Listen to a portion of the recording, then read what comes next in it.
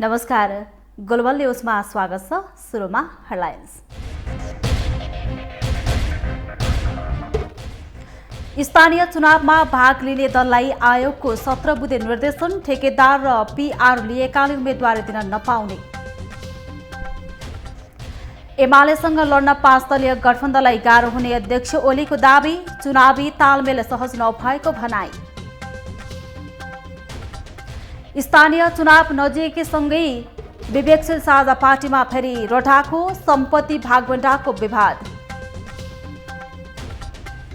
रुसको पछिल्लो हवाई आक्रमणमा कम्तीमा 12 जनाको मृत्यु, द्विपक्षीय शान्ति वार्ता पनि जारी। र त्रिदेशीय क्रिकेट श्रृङ्खलामा नेपालको लगातार दोस्रो जित, मलेसिया 6 विकेटले पराजित।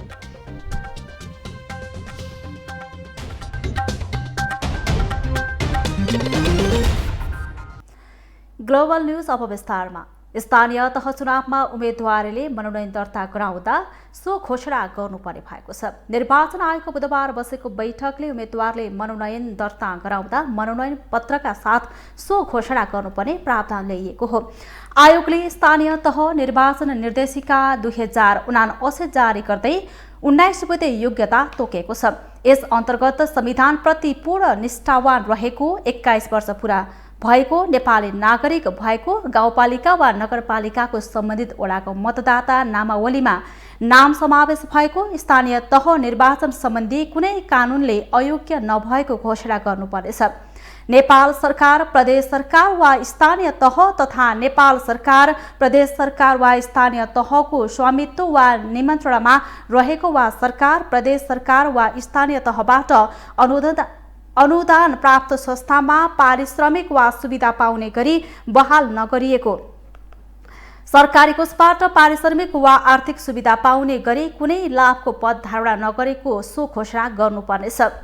स्थानीय तहलाई कुनै जिन्सी वा नगदी बुझाउन बाँकी नरहेको, कुनै स्थानीय तहको ठेक्कापट्टा वा चलखेल सम्पत्ति सम्बन्धी व्यवहारमा संलग्न नरहेको, सरकारी पेस्की बेरुजी तिर्न बुझाउन बाँकी नरहेको पीआर नलिएको हुनुपर्नेछ।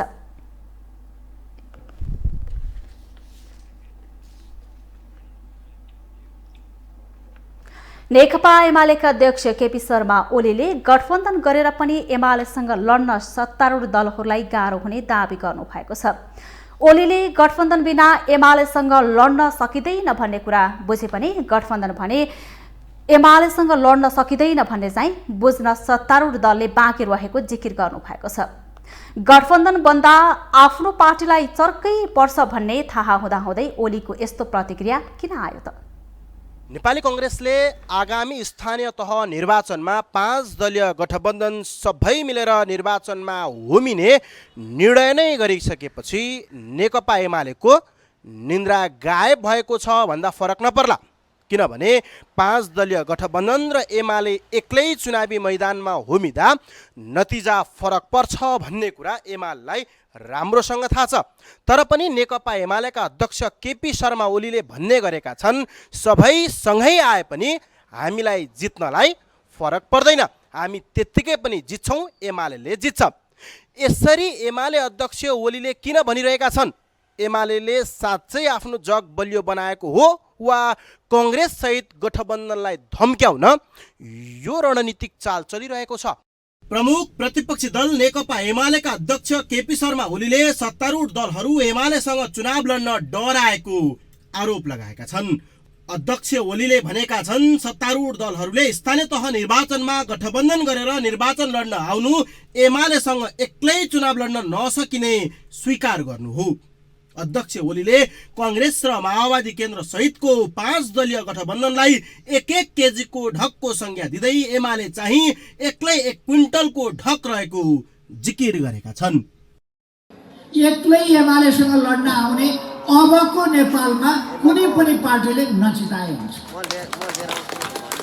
एक्लै एमालेसँग लड्छु भन्ने कुरा सोच्दै नसोचे हुन्छ, नचिताए हुन्छ। त्यसकारण गठबन्धन गर्न जरुरी छ। उहाँहरूले बुझेको यतिसम्म ठिक छ, गठबन्धन नगरी एमालेसँग लड्न सकिँदैन भन्ने बुझेको ठिक छ। गठबन्धन गर्नै पर्छ, उहाँहरूले गठबन्धन गरेरै आउनुपर्छ।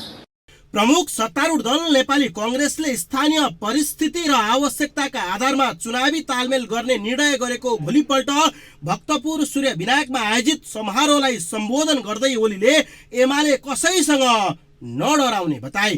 कांग्रेसले उपसभापति पूर्णबहादुर खड्कालाई चुनावी कमान्डर तोक्दै मंगलबार आसन्न स्थानीय तहको चुनावमा गठबन्धन गरेर दलहरूको बीचमा तालमेल गर्ने निर्णय गरेको थियो। कांग्रेसले अहिलेकै अवस्थामा धेरै स्थानीय तहको निर्वाचनमा जित्ने अवस्था बनेको भए तापनि गठबन्धन जोगाउन चुनावी तालमेल गर्ने निष्कर्ष निकालेको थियो। स्थानीय निर्वाचनमा बहुसंख्यक स्थानीय तहमा नेपाली कांग्रेस विजय हुने बलियो परिस्थिति र आधार बनेको अवस्थालाई अझ सबल र व्यापक बनाउन स्थानीय अवस्था र आवश्यकता अनुरूप गठबन्धनमा रहेका अन्य दलसँग तालमेल गर्न सक्ने नीतिगत निर्णय यो बैठक गर्दछ। स्थानीय तहको उम्मेदवार चयन गर्न पार्टीको विधानमा उल्लेखित प्रावधान र प्रक्रिया अनुरूप कार्य अगाडि बढाइनेछ। तथापि कांग्रेसभित्र यस विषयले बहस भने छेडेको छ। स्थानीय आवश्यकता भन्ने शब्दले पनि सत्तारूढ दल भित्रै चुनावी तालमेल कसरी र कस्तो अवस्थामा हुन्छ भन्ने अन्यल पैदा भएको छ। उदाहरणकै लागि भरतपुर महानगरपालिकामा नेपाली कांग्रेस भरतपुरले यसपटक आफ्नो दाबी नछाड्ने यस अघि नै स्पष्ट पारिसकेको छ। तर माओवादी केन्द्रका अध्यक्ष पुष्पकमल दाहाल प्रचण्डले भरतपुर महानगर यसपटक पनि माओवादी केन्द्रको हुने दाबी गर्नुले गठबन्धनभित्र तालमेल गर्न चर्को पर्ने देखिएको छ। नेपाली कांग्रेसको हिजो कार्य समितिले एउटा निर्णय गरिसकेपछि गठबन्धनका बीचमा आवश्यकता अनुसार तालमेल हुन्छ भन्ने कुरा पनि क्लियर भएकै छ। भरतपुर चितवनमा चाहिँ हाम्रो दाबी छँदैछ। स्थानीय तहको निर्वाचन सन्निकट भएसँगै दलहरू समीकरण र उम्मेद्वार छनौटमा लाग्न सुरु गरेका छन्। त्यस्तै घोषणा पत्र निकाल्न दलहरू सक्रिय भएर लागेका छन्। स्थानीय तह निर्वाचन 2074 मा पनि कांग्रेस माओवादी र एमाले राप्रपा बीच समीकरण र चुनावी तालमेल नभएको भने होइन, तर जनताले केही स्थानीय तह बाहेक अन्यमा पत्याएका थिएनन्। अब यस पटक दलहरूले कसरी जनताको मन र मत जित्ने छन् त्यो भने हेर्न बाँकी छ। क्यामेरामा सन्दीप डाँगीका साथमा विकास आचार्य, काठमाडौँ। 2074 सालको स्थानीय तहको निर्वाचनमा पनि दलहरूले तालमेल र समीकरण नगरेका भने होइनन्। माओवादी केन्द्र र कांग्रेस बीच र एमाले र राप्रपा बीच चुनावी तालमेल र गठबन्धन भएकै थियो, तर पनि जनताले खासै त्यो तालमेललाई पत्याएनन्। केही स्थानमा गठबन्धनकै उम्मेद्वारहरू पनि एकले जित्दा अर्कोले हारेको प्रशस्तै उदाहरणहरू छन्। यो पटकको तालमेल र गठबन्धनमा जनताले कति पत्याउलान् त्यो भने हेर्न बाँकी छ। क्यामेरामा सन्दीप डाँगीका साथमा विकास आचार्य, काठमाडौँ। सत्तारूढ दलहरू सहित प्रमुख प्रतिपक्षी दल र अन्य साना दलहरू स्थानीय तह निर्वाचन नजिकैसँगै उम्मेद्वार छान्न व्यस्त देखिन्छन्। केही दलले त सर्कुलर नै जारी गरेर उम्मेद्वार छनौट गर्न समय सीमा नै तोकिसकेको छ। निर्वाचन आउन मात्र अब केही हप्ता बाँकी रहँदा दलहरूको सक्रियता बढ्दो छ। नेकपा एमाले चैत 30 भित्र सबै 753वटै स्थानीय तहकै उम्मेद्वारहरूको नाम सिफारिस गरिसक्न सर्कुलर जारी गरेको छ। देशभरिकै स्थानीय कमिटीहरूमा उम्मेद्वारको बारेमा छलफलको प्रारम्भ गर्न समेत एमाले निर्देशन दिएको छ। स्थानीय तह निर्वाचनले धप्पक्कै छोपेपछि एमाले उम्मेद्वार छान्न लागि परेको हो। सँगै स्थानीय आवश्यकता अनुसार गठबन्धन र चुनावी तालमेल गर्ने निर्णय गरेको सत्तारूढ दलभित्र पनि उम्मेद्वार छनौट गर्ने प्रक्रिया प्रारम्भ भएको छ। सत्तारूढ दलका नेताहरू यसबारे छलफलमा जुट्न र साझा उम्मेद्वार तय गरी चुनावी मैदानमा उभ्याउन कसरत थालेका छन्। हामीले स्थानीय तहको विशेषताको आधारमा त्यहाँ कस्तो खालको समीकरण बन्न सक्छ, हाम्रो सिङ्गो तयारी एक्लै चुनाव लड्ने, एक्लै तयारीको साथ अगाडि बढ्छौँ। तर स्थानीय कुनै तह विशेषमा, कुनै पालिका विशेषमा विशेष खालको स्थिति छ भने त्यही तहमा जिल्लाले चाहिँ त्यहाँको रिपोर्टको आधारमा जिल्लाले निर्णय गर्ने गरी हामीले केन्द्रीय कमिटीले चाहिँ निर्णय गरेर पठाइसकेको कारणले हामीलाई चाहिँ अब कुनै गठबन्धन भन्ने कुरा रहेन। स्थानीय तहको निर्वाचनका लागि स्थानीय तह निर्वाचन केन्द्रीय परिचालन समिति गठन गर्ने निर्णय भयो। नेकपा एमाले भने भोट माग्न जनतामा जाँदा विगतमा केन्द्र प्रदेश र स्थानीय तहमा एमालेका सरकारले गरेको कामहरू लिएर जनतामा जान निर्देशन दिएको छ। एमाले आफूहरू एक र अरू सबै एक पार्टी भएकाले कुनै दुविधा बिना निर्वाचनमा होमिन पनि कार्यकर्तालाई निर्देशन दिएको छ। नेकपा एमाले आसन्न स्थानीय तहको निर्वाचनका लागि प्रतिबद्धता पत्र तयारीबारे छलफल आयोजना गर्दै चुनाव जित्ने गरी लाग्न नेताहरूलाई निर्देशन दिएको हो। प्रतिबद्धता पत्र मस्यौदा तयार पार्दै एमाले यसबारे छलफल थालेको छ। बुधबार एमाले प्रतिबद्धता पत्रको सैद्धान्तिक पक्षमाथि छलफल गरी प्रतिबद्धता पत्रका बारेमा विस्तृत रूपमा व्याख्या गरेको थियो।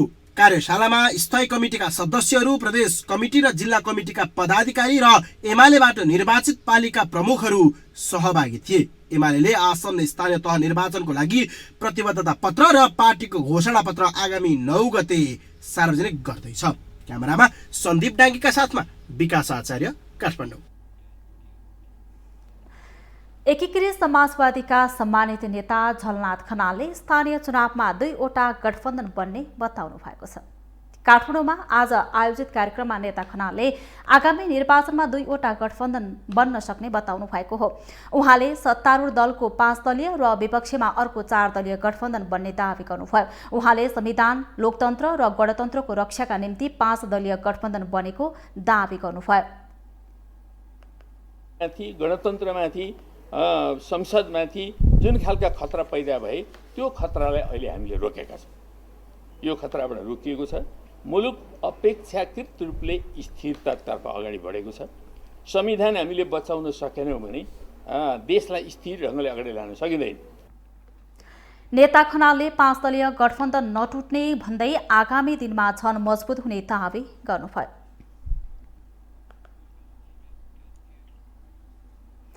नेपालमा अहिले कायम रहेका राजनीतिक दलबाट समृद्धि हासिल गर्न नसक्ने भन्दै गठन भएका वैकल्पिक राजनीतिक दलमा बवण्डर मच्चिन थालेको छ। 5 वर्ष अघि देशकै राजनीतिलाई ट्र्याकमा ल्याउने भन्दै गठन भएको विवेकशील साझा पार्टी विभाजन मात्रै भएको छैन, पार्टीको सम्पत्ति कसले हुने भन्दै मारमुङ्ग्री सुरु भएको छ। वैकल्पिक राजनीति गर्छु भन्ने रविन्द्र मिश्रको पार्टीभित्र अहिले चर्को मतभेद छ। पार्टी कार्यालय नै ताला लगाएर भाग्नुपर्ने अवस्था अहिले विवेकशील साझामा आइपुगेको छ। तर यो नितान्त नयाँ विवाद भने होइन।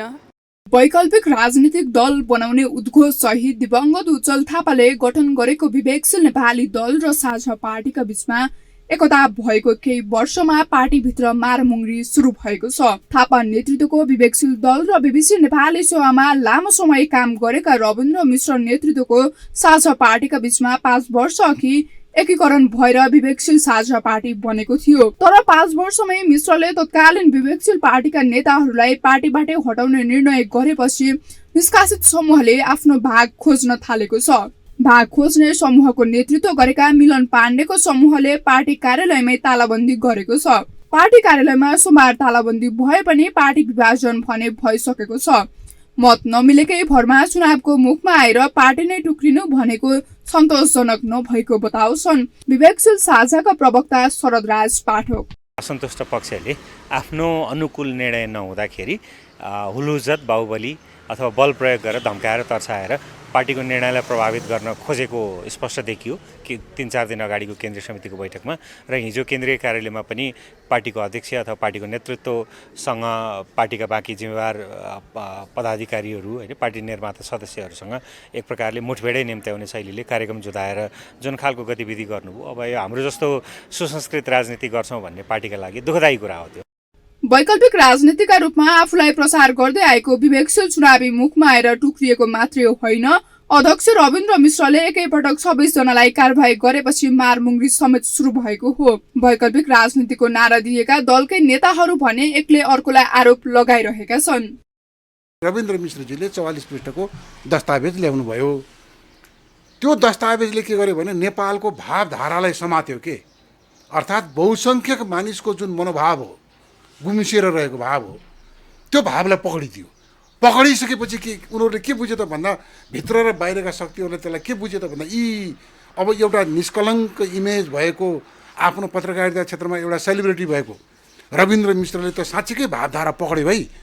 अब हामी कहीँ पनि नरहन सक्छौँ, यसले त ठुलो पोलराइजेसन हुन्छ भन्ने भएपछि अनि त्यसपछि उनीमाथि सारा प्रहार सुरु भयो। यता पार्टीबाट निष्कासनमा परेका र तालाबन्दी गर्ने समूहको नेतृत्व गरेका नेता मिलन पाण्डेले भने मिश्रले पार्टी सिद्धान्तलाई नै तिलाञ्जली दिएको आरोप लगाएका छन्। उनले मिश्रले पार्टी कब्जा गर्न खोजेको यसअघि समेत बताउँदै आएका थिए। पार्टीमा जे जति गतिविधि भएको छ त्यो चाहिँ अवैधानिक हुन्, हाम्रो विधान सम्मत होइन, हाम्रो घोषणापत्र सम्मत होइन भनेर हामीले निर्वाचन आयोगमा उजुरी नै दिएको अवस्थामा र निर्वाचन आयोगले रविन्द्रजीलाई स्पष्टीकरण सोधिरहेको र त्यसको जवाफ नआइसकेको अवस्थामा चाहिँ हाम्रो लागि यो निर्णय र त्यो पछिका पार्टीका सम्पूर्ण क्रियाकलापहरू चाहिँ अवैधानिक हुन्, त्यही भएर यसको कुनै अर्थ छैन। त्यसो त विवेकशील साझा मात्रै होइन, पूर्व प्रधानमन्त्री समेत रहेका डाक्टर बाबुराम भट्टराईको नयाँ शक्ति विलय भइसकेको छ। अमेरिकाको उत्कृष्ट जागिर छोडेर नेपालको राजनीतिमा वैकल्पिक शक्ति बन्ने भन्दै जनमत पार्टी खोलेका सिके राउत अराजकता मचाइरहेका छन्। यसरी हेर्दा पुराना राजनीतिक दललाई विस्थापन गर्ने सपना बोकेका नयाँ दल कतिपय पदका लागि विभाजनको अवस्थामा पुगेका छन् भने कतिपय अहिलेका राजनीतिक दलले कुनै बेला गरेका राजनीतिक गतिविधिको अनुसरण गरिरहेका छन्, जसका कारण न त नयाँ दलले राजनीतिमा स्पेस पाउने अवस्था छ न त जनताले अपेक्षा गर्ने स्थिति नै। क्यामेरामा गणेश मगरका साथमा सुस्मिता बानिया, काठमाडौँ। वैकल्पिक शक्ति भनेको विवेकशील साझाभित्र यस्तो नाटक मञ्चन भइरहेछ जसले गर्दा वैकल्पिक शक्ति र राजनीतिक दलप्रतिको विश्वास गिर्दो छ। भारतमा वैकल्पिक राजनीति भनिएको पार्टी एक दशकमै सरकारमा पुगे, तर नेपालमा भने दलको यो पाराले जनताले के अपेक्षा गर्ने। ग्लोबल टेलिभिजनका लागि क्यामेरामा गणेश पूर्व छाने मगरका साथमा सुस्मिता बानिया, काठमाडौँ। सञ्चार तथा सूचना प्रविधि मन्त्री ज्ञानेन्द्र बहादुर कार्कीले ज्येष्ठ पत्रकार वृद्ध कोष वितरणका लागि मापदण्ड बनाउने काम अन्तिम चरणमा पुगेको बताउनु भएको छ। पत्रकार महासंघको 67औं स्थापना दिवसको अवसरमा आयोजित कार्यक्रममा मन्त्री कार्कीले 65 वर्षमाथिका पत्रकारको जीवनयापनमा सहयोग पुर्याउन कोष वितरणका लागि मापदण्ड बनाउने काम अन्तिम चरणमा पुगेको बताउनु भएको हो। उहाँले पत्रकार तथा आम सञ्चार क्षेत्रको सबै सेवा सूचना प्रविधिको माध्यमबाट हुने गरी काम भइरहेको पनि बताउनुभयो। कार्यक्रममा पत्रकार महासंघका अध्यक्ष विपुल पोखरेलले आम सञ्चार नीति कार्यान्वयन हुने गरी तत्काल कानून बनाउन सरकारको ध्यान आकर्षण गराउनुभयो। उहाँले श्रमजीवी पत्रकारको न्यूनतम पारिश्रमिक वृद्धि गर्न सरकार उदासीन बनेको भन्दै असन्तुष्टि व्यक्त गर्नुभयो। अध्यक्ष पोखरेलले श्रमजीवी पत्रकारको न्यूनतम पारिश्रमिक ऐन कार्यान्वयन गराउन पनि सरकारले जोड दिनुपर्ने बताउनुभयो। पेट्रोलियम पदार्थको मूल्य अन्तर्राष्ट्रिय बजारमा बढेपछि नेपाल आयल निगमले सातामा 2 दिन बिदा दिने र यातायातमा जोर बिजोर प्रणाली लागू गर्न सिफारिस गरेको छ। निगमले मासिक नोक्सानी करिब 20 अर्ब रुपैयाँ पुगेकाले पेट्रोलियम पदार्थमा लाग्दै आएको कर र शुल्कमध्ये समग्रमा प्रति लिटर 15 रुपैयाँ घटाउन प्रस्ताव समेत गरेको छ। त्यस्तै एलपी ग्यासमा समेत प्रति सिलिन्डर 200 रुपैयाँसम्म शुल्क मिनाहा गर्न प्रस्ताव गरेको छ। रुस र युक्रेन बीचको युद्ध सुरु भएपछि अन्तर्राष्ट्रिय बजारमा पेट्रोलियम पदार्थको मूल्य आकाशिएको छ, जसको असर नेपालमा समेत पुगेको छ। अहिले इन्धनको मूल्य नेपालमै समेत इतिहासमै सबैभन्दा उच्च बिन्दुमा पुगेको छ। निगमले मूल्य समायोजन गर्दा समेत आयल निगमको सञ्चित नाफा सकिएको छ, जसका कारण इन्धन आयातमै समस्या सुरु भएको छ। निगमले पेट्रोलियम पदार्थ खरिद गर्न सरकारसँग ऋण माग्नुपर्ने अवस्थाको सृजना हुन नदिन 10 बुँदे प्रस्ताव सिफारिस गरेको छ। हामीले चाहिँ इन्डियन आयल कर्पोरेसनबाट जुन तेल खरिद गर्छौं, ग्यास खरिद गर्छौं, त्यहाँबाट चाहिँ त्यहाँ उनीहरूलाई चाहिँ पैसा तिर्न पनि नपुग्ने अवस्था आयो। भनिसकेपछि यो यावत कुराहरू चाहिँ हामीले विगतमा यस्तो अवस्था छ निगमको भनेर हामीले त हाम्रो प्रेस विज्ञप्तिहरू मार्फतबाट सार्वजनिक गरि नै रहेका थियौँ। निगमको यो आर्थिक अवस्थाको बारेमा त हामीले जानकारी गराइ नै रहेको थियौँ। तर पनि अब यो कुराले चाहिँ यतिले मात्र अब हाम्रो चाहिँ अब नसक्ने नै अवस्था आयो भने चाहिँ अब हामीले चाहिँ विकल्प सहित एउटा मन्त्रालयलाई पत्राचार गर्यौँ। हाम्रो तालुकवाला मन्त्रालय भनेको उद्योग वाणिज्य तथा आपूर्ति मन्त्रालय हो। त्यो मन्त्रालयलाई पत्राचार गरेर यसको व्यवस्थापन मिलाइदिनु हुन भनेर हामीले 10 वटा बुँदा लेख्यौँ। निगमले सरकारलाई गरेको सिफारिस अनुसार इन्धनको मूल्य कम भएपछि बाँकी घाटा मूल्य समायोजनबाट मिलान गर्नुपर्ने प्रस्ताव गरेको छ। त्यसबाहेक सातामा 2 दिन सार्वजनिक बिदा दिने र सवारी साधनमा जोर बिजोर प्रणाली लागू गर्ने प्रस्तावले खपत कम भए पनि मूल्य कम नहुने सर्वसाधारण बताउँछन्। जोर बिजोरको पनि त्यो त प्र्याक्टिकली पोसिबल छ जस्तो लाग्दैन मलाई। अब त्यसलाई चाहिँ अझै राम्रोसँग हुन्छ नि, अझै राम्रो संयन्त्रहरूले चाहिँ त्यस कसरी लान सकिन्छ भनेर प्लानै बनाउनु पर्छ क्या। त्यो जोड बिजोड लागू गर्ने भनेर मात्रै भएन नि त, त्यो त सोल्युसन होइन नि त। अत्यावश्यक बाहेक निजी र सरकारी सवारी साधनमा जोर बिजोर प्रणाली लागू गर्दा र सातामा 2 दिन बिदा दिँदा तेलको खपत कम भएर घाटा कम हुने निगमको दाबी छ। त्यसबाहेक देशको व्यापार घाटा समेत कम हुने निगमको भनाइ छ। ग्लोबल टेलिभिजनका लागि क्यामेरामा कवीर सिंह ठकुरीको साथमा एलिसा ढुङ्गाना, काठमाडौँ। अब पालो ग्लोबल भोइसको।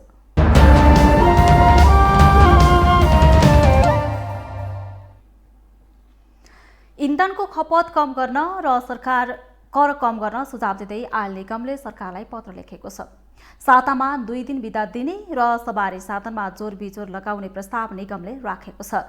यसै सन्दर्भमा ग्लोबल भोइसमा आज हामीले सोधेका छौँ, आयल निगमको प्रस्ताव कस्तो लाग्यो? होइन, अब जोर बिजोर काटै हुन्छ, मान्छे अब किस्ता तिर्नुपर्ने हुन्छ होइन, त्यो त गर्न नमिल्ने हो। अब एक दिन चल्ने भयो, एक दिन नचल्ने भयो होइन। अब ब्याङ्कमा अब किस्ता बोझान भने त गाह्रो हुन्छ। महिनामा 15 दिन चल्ने भयो, 15 दिन त बस्ने भयो। त्यो मार्ग त धेरै मार्गै छ, सकेसम्म त यस्तो नभए पनि हुन्छ। विकमा 2 दिन छुट्टी दिने कुरा चाहिँ त्यो आयल निगमले प्रपोज गर्नु चाहिँ खासै ठिक होइन जस्तो लाग्छ मलाई होइन। बरु अर्कै तरिकाले हुन्छ नि, अझै तपाईँको हुन्छ नि मान्छेहरू बसेर, अझै हाई कमिसनको मान्छेहरू बसेर चाहिँ यो खालको नि प्रब्लमलाई कसरी चाहिँ सल्भ गर्न सकिन्छ। अब तपाईँको नि इलेक्ट्रिक भेहिकल्सहरूलाई अलिकति ट्याक्स कम गरेर अलिकति त्यसमा चार्जिङ पोइन्टहरूदेखि लिएर धेरै थोक छ नि त सोल्युसन। तपाईँको ठ्याक्क 2 दिन बिदा दिने चिज चाहिँ राम्रै हो। म एज अ तपाईँको हुन्छ नि अलिकति क्रिएटिभ माइन्डहरू बढ्छ, फ्यामिलीसँग टाइम अलिकति बढी हुन्छ भन्ने त्यो चाहिँ एउटा राम्रो चिज हो। तर तपाईँको यो जोड बिजोर लागू गरेर चाहिँ त्यो पेट्रोलको समस्या चाहिँ हल हुन्छ जस्तो लाग्दैन है मलाई चाहिँ। स्याटरडे र सन्डे बिदा दिने त भने होइन, तर अब सन्डे बिदा भएपछि अब स्कुल कलेजहरू बिदा त हुन्छ होइन। तर त्यसले गर्दाखेरि चाहिँ मान्छेहरू बढी ट्राभल गर्छ नि त, अनि त्यसले गर्दाखेरि पनि अब भेहिकल्सहरू युज त हुने नै हो होइन। अनि त्यसैले मलाई जहाँसम्म लाग्छ सन्डे बिदा नभएकै ठिक लाग्छ। यो एउटा उसबाट हेर्दाखेरि चाहिँ नि अब गाडीहरू चल्न पाउँदैन, अलिक कम पेट्रोलको भाउहरू पेट्रोलहरू खपत हुन्छ होइन। तर यो यसले मात्रै यो खपत हुन्छ जस्तो चाहिँ मलाई चाहिँ लाग्दैन। यो चाहिँ नि यो 2 दिन बिदा दिएर मात्रै हुँदैन क्या। यहाँ अनेक गाडीहरू गुडिरहेका हुन्छन्, सरकारी उसबाटै गुडिरहेका हुन्छन्। बिदा भए पनि नभए पनि बिदा दिन पनि गुडिरहेका हुन्छन्। अब तलको मान्छेहरू साधारण मान्छेले त के गर्न सक्छ र। अब पालो बिजनेस न्युजको।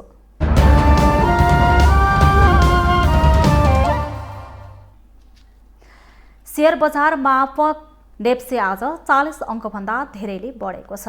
शेयर बजार परिसूचक नेप्से आज 40.68 अङ्कले बढेर 2568.25 बिन्दुमा पुगेको छ। आज सबै समूहको शेयर बढेकोमा विकास बैंक, उत्पादन, अन्य बिमा र होटल समूहको शेयर उच्च अङ्कले उकालो लागेको छ। शेयर बढेको दिन 232 वटा कम्पनीमा 45,02,000 किता शेयर 2 अर्ब 25 करोड रुपैयाँमा कारोबार भयो। सबैभन्दा धेरै सिद्धार्थ इन्सुरेन्स लिमिटेडको 11 करोड 27 लाख रुपैयाँको शेयर किनबेच भयो। आज इमर्जिङ नेपाल लिमिटेड, राष्ट्र उत्थान लघुवित्त र नेस्टो समृद्ध लघुवित्त संस्थाको शेयर 10% बढेर सर्किट लागेको छ। बजार बढे पनि युनिलिभर नेपाल लिमिटेडको शेयर भने झण्डै 2%ले घटेको छ। अब पालो इन्टरनेसनल न्युजको।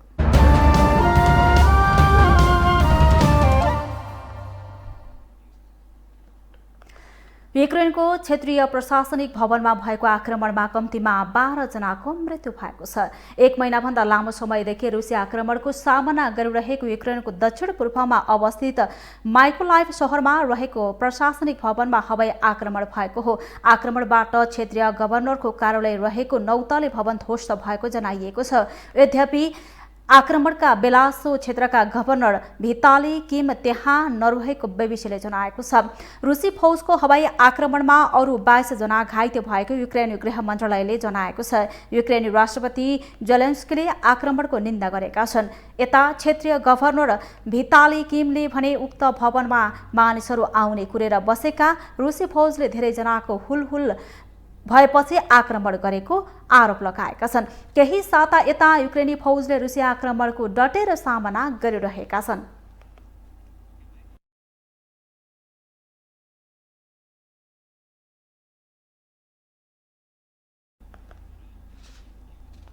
अब पालो स्पोर्ट्स न्यूजको।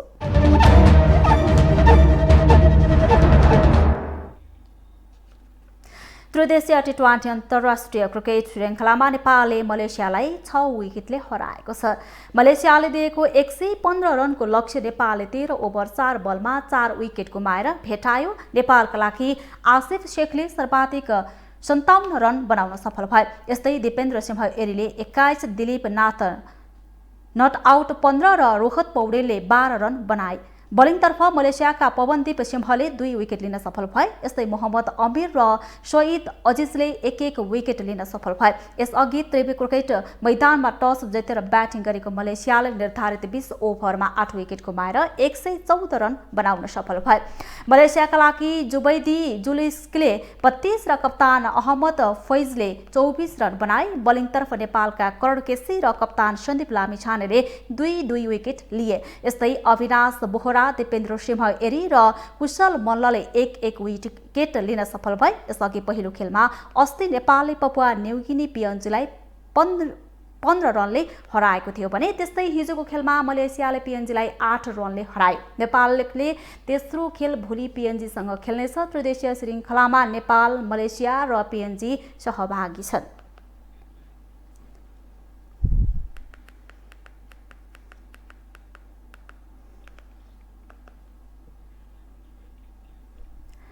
ग्लोबल न्यूजको अन्त्यमा अहिलेसम्मका हेडलाइन्स पुनः एकपटक। स्थानीय चुनावमा भाग लिने दललाई आयोगको 17 बुँदे निर्देशन, ठेकेदार र पीआर लिएकाले उम्मेद्वार दिन नपाउने। एमालेसँग लड्न 5 दलीय गठबन्धनलाई गाह्रो हुने अध्यक्ष ओलीको दावी, चुनावी तालमेल सहज नभएको भनाई। स्थानीय चुनाव नजिकैसँगै विवेकशील साझा पार्टीमा फेरि रटाको सम्पत्ति भागबण्डाको विवाद। रुसको पछिल्लो हवाई आक्रमणमा कम्तीमा 12 जनाको मृत्यु, द्विपक्षीय शान्ति वार्ता पनि जारी। र त्रिदेशीय क्रिकेट श्रृङ्खलामा नेपालको लगातार दोस्रो जित, मलेसिया 6 विकेटले पराजित।